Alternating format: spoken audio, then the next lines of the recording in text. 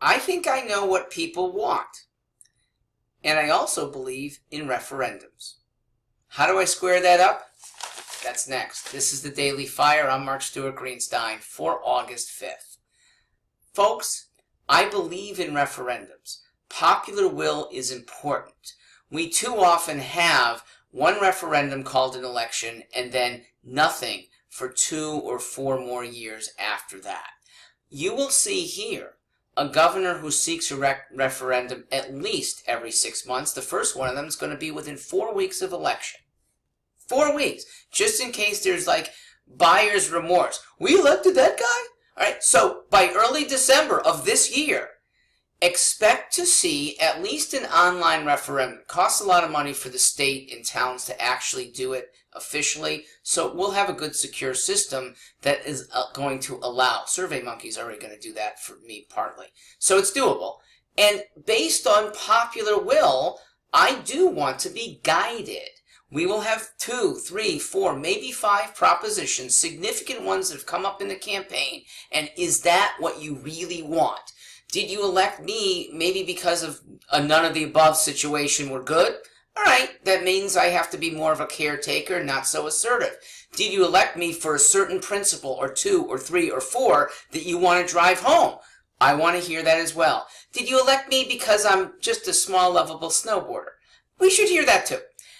Independents are gaining power no matter what with this election. Referendums help the ascent of independents. Here's how I know that independents are so important but neglected. At least 70% of you will say, because you appreciate when I say, I am fiscally tight. It's your money. I'm really careful in how I want to spend it. Yet I'm socially permissive because I don't want the government restricting you in your daily lives. 70% at least of people resonate to that. It's almost all the independents. It is a good chunk of Republicans, and it's even a sizable chunk of Democrats. It's a message that independents have, but we haven't had a candidate at the national level or the state level who exudes this until now. Independents are unfortunately forced into a far right or far left choice until now. This candidacy is thus a unifier. It's one that at least 70% and maybe it's 90% of people can really come together on. I have third ways of thinking on tolls, on pensions, on almost every issue. You can look to me to see a real win-win on almost every one of them. To be independent of Democrat and Republican leadership is a huge deal for people right there. My candidacy as an independent is really important for that reason alone. And let's look at the default, okay? Let's say I don't make it. Let's say I only get not 50%, but 15%. That's powerful. Because in an otherwise equally divided General Assembly, say it's 45% Democrat, 46% Republican, and we, with 15% of the vote for me, end up being a force for independents that make the difference in legislation. Okay? This is the time to roll back that two-party duopoly and an independent candidate as a force for the 3 months leading up to the election, even if not elected, becomes a prick at the system every month for the next 2 years. And 2 years from now, we become a significant party. My party doesn't have status yet. You can't. Once you get your 1%, you get listed. We'll have a lot more than 1%. We will be a force for 2020. There is a hubris that officialdom at the Democrat and the Republican level have that we don't want. Exemplified by just last month, Governor Malloy and his bond counsel affirming $10 million of our money to study tolls.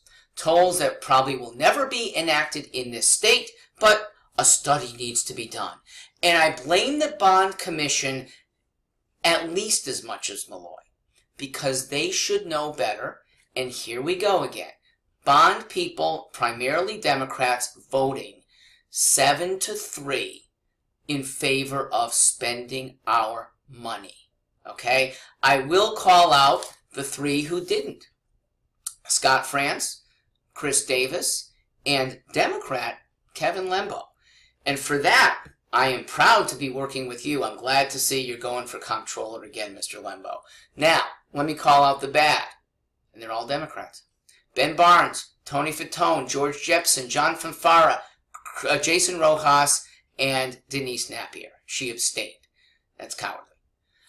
We don't need the hubris of elected officials that presume to know what to do with our money. Okay? Yes, you have some technical expertise that is better than the rest of us.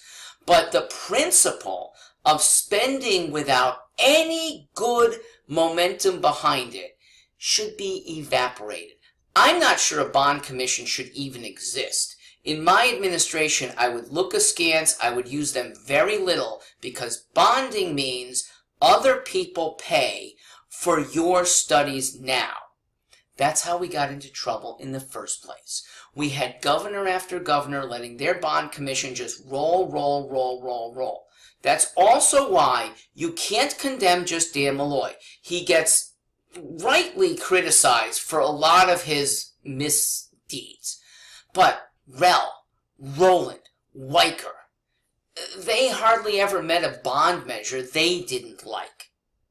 This is the time to end the frustration of we, the people, who have this attitude that we can't change anything. Actually, I think we can. I'm a candidate for that. Even a fairly forceful candidate on the other side, David Stemmerman, forceful guy. But he doesn't think we can change enough to eliminate an income tax. I think we can do it in 3 years. We need will, and the general independent people of Connecticut have that will.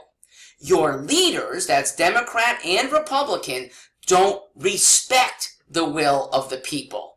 They don't understand, however, like I do, the people's power. Popular power will get a better General Assembly by 2020. I wish it would happen in 2018. Unfortunately, we're probably stuck with a semi-liberal that includes some Republicans who just roll over. We're going to be stuck with that. But you're going to have me pushing hard for the next 2 years. They don't understand the people's power. I do. I'm your servant. I think I know where you want to go. But back to referendums. In December, we will have one just in case. This, ladies and gentlemen, is our year. We, the independents, who can still stay Democrat or Republican, but can vote with an open mind and not with blinders. I'm your candidate for that. Faithfully yours, Mark Stewart Greenstein.